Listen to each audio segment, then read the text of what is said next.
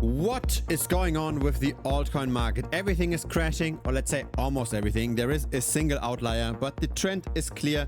If you've got a diversified portfolio of altcoins, you are down today. And this is a bit surprising given that Bitcoin itself isn't doing much. Since beginning of the year, it's simply just trading sideways. But the altcoins continue to get hammered. Let's see whether or not it makes sense to buy this dip now. Now this is just Bitcoin dominance currently going up. Historically, Bitcoin dominance turned around at around 73%. When Bitcoin dominance crashes, it means the altcoins are outperforming. They are doing well. Bitcoin dominance is a measure of how much of all of crypto is currently in Bitcoin. When this is very high, then Bitcoin is expensive and the altcoins are cheap. When this is very low, then Bitcoin is cheap and the altcoins are rather expensive. But again, we need to be at an extreme level in Bitcoin dominance. At least that was true historically for giving enough attention into the altcoin market. Now, in the last 2 years, we tended to just trade up in Bitcoin dominance. There were two major corrections. One over here, this was the Solana meme coin trading. And then over here, this was when Ethereum got bought up through the treasury companies. But now that buying is slowing down. More on that in a second. And now Bitcoin dominance can take over again. The market is getting more risk off, and thus the altcoins are doing worse than the average. Now, there was an interesting flash crash on the 10th of October, right? This is the market cap of all of the altcoins that are not in the top 10. And in the span of a single hour, the altcoins on average crashed by 47%. Now, this was great for the market makers because they were able to pick up the pieces. They bought the bottom. And also all that volatility created instant gains. Have a look at the hyper liquidity provider. So this is the perpetual futures platform. This is the market maker of that platform. Everybody can deposit into that platform. And so it's interesting how the market maker made continuous gains of around $80 million up until the 10th of October. And that took roughly 2 years. Then in a single day, there was another 40 million made. So 1/3 of the entire gains that this market maker has made was all just on this single day. So all this volatility is extremely beneficial for the market makers, but it also creates positions. It also creates holdings of various assets during the crash. And those holdings, I believe, are currently getting sold off. It's a very gradual process. It's not a crash as we have seen before, but there is an unloading of positions. And that then in return will very likely lead to Bitcoin dominance reaching those prior heights again. Now this again is just 62% in terms of dominance. So I think there's a good chance we might go way beyond this.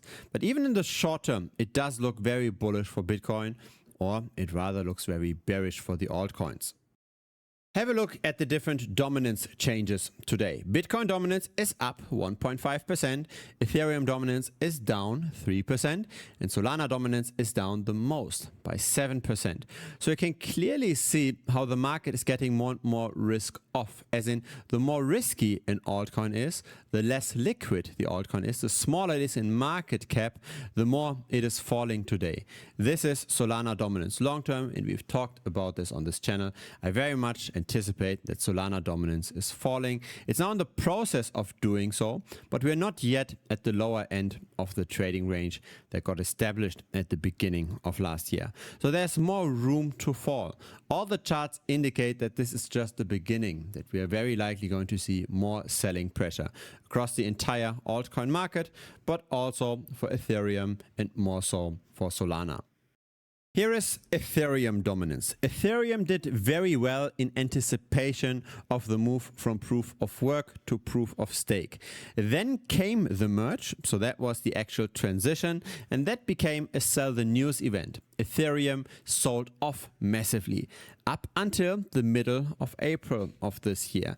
This is when Ethereum dominance hit 7%, the same low that we also saw in 2019.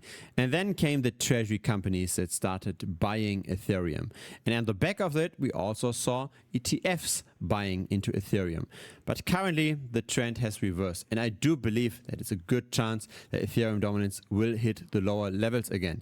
And here is why. This is the Ethereum that's purchased through the different treasury companies. And it's pretty much only Tom Lee's Bitmine that's still buying. The rest has stopped buying. Only Tom Lee is still buying, and that buying is also slowing down. This is not great for Ethereum dominance. On top of that, we also saw a slowdown of the purchases through the ETFs. So if Ethereum is going down, there's a very high likelihood that the altcoins are going down with it, because many altcoins are directly coupled with the Ethereum price. When Ethereum goes down by 10%, then all of the altcoins that are coupled in liquidity pools with ETH also go down by 10%. Many people have it backwards how crypto actually works. They look at things like the Federal Reserve balance sheet and they see, okay, there is tightening or there is loosening. That might have an impact on liquidity on crypto. Or they might be looking at interest rates, how they're coming up and down, and again, how this might be a tightening or a loosening and how this could impact Bitcoin and crypto as a whole because of liquidity cycles.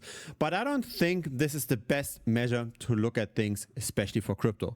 It might be working for stocks, it might be working for property, but it doesn't necessarily work that well for crypto. And here is why. For crypto, we have got a dedicated measure. We've got the stablecoin market cap. There's now total, so the entire market cap minus the market cap excluding stablecoins. So we're just looking at the stablecoins over here. And what I don't think is that great is the recent development. Since the middle of October of this year, so in the last 2 to 3 weeks, we have seen this only going sideways. So no more money is flowing into the space. The stablecoin market cap measures how much money is currently getting transferred from traditional finance into the crypto ecosystem. When you are depositing your money into Binance, right, you transfer from a bank account to Binance, and then you're getting stable coins with that. Binance sends the money over to a custodian, to a stablecoin custodian, and that stablecoin custodian keeps the funds and then issues tokens, stablecoin tokens on the blockchain. And the issuance and redemption of stablecoins can be seen in this chart. So this is direct in and outflows from the ecosystem. And I do not like when this is not growing, because when there's no growth, then some decentralized finance protocols might get very risky, they might implode. This is what started the bear market over here, right? When Bitcoin moved all the way to 16K, this is when Terra Luna imploded. And this was just a few months of sideways trading, of no inflows into the crypto ecosystem that slowed the whole thing down. We had a similar sideways trading movement in May, June of last year. Then we continued on our merry way up. And currently the big question is, how much longer are we going to go sideways? Now all of those boxes are exactly the same size. So how long do we have to wait until we get a decision? The answer is roughly until end of the year. So if we don't see any inflows into crypto until end of the year, the alarm bells will be ringing. I would not like that at all, because again, if there's no money getting into the space, we tend to rather see very depressed prices. When this stopped growing, Bitcoin went from above 70K all the way to 16K.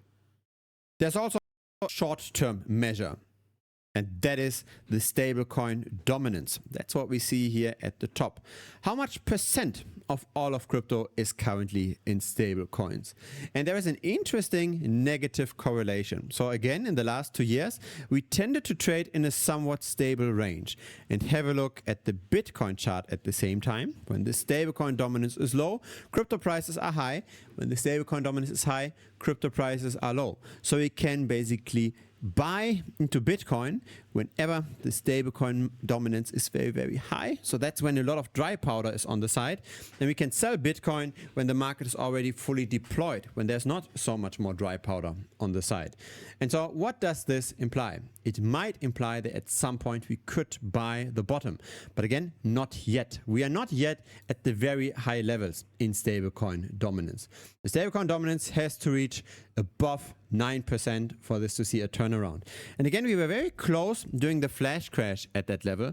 But again, I expect that the market makers are going to sell off the altcoins first before we see the real turnaround, until it makes sense to buy the bottom in Bitcoin or in altcoins again. We're not yet at extreme levels, and I want to wait for those levels to appear until we can buy the dip. Currently, we are still in very clear negative momentum.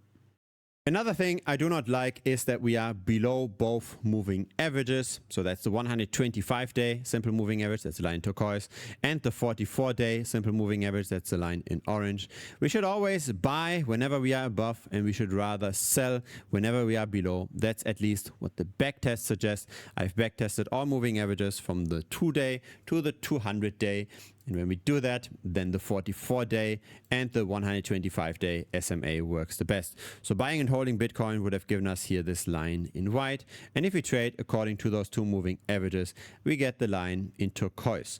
So there's no guarantee that this approach will still work in the future. But in general, right, if I want to have some kind of fixed rule and I wonder where are we potentially headed, I like to draw those lines. I like to take this as an indication. And currently we are below, which isn't great.